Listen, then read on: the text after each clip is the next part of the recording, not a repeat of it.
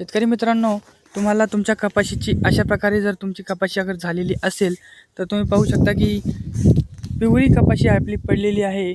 आणि हे पिवळी पडल्याचे कारण म्हणजे त्याला जास्त प्रमाणात पाणी झाले. आणि पाणी जास्त प्रमाणात झाले म्हणजे असं सांगता येईल की तुम्ही विहीर पाहू शकता, ही अशी पूर्णपणे भरलेली आहे.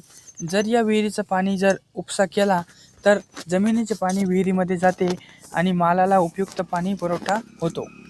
जास्त प्रमाणात पाणी जमिनीमध्ये साचल्यामुळे झाडाच्या मुळांना त्रास होतो.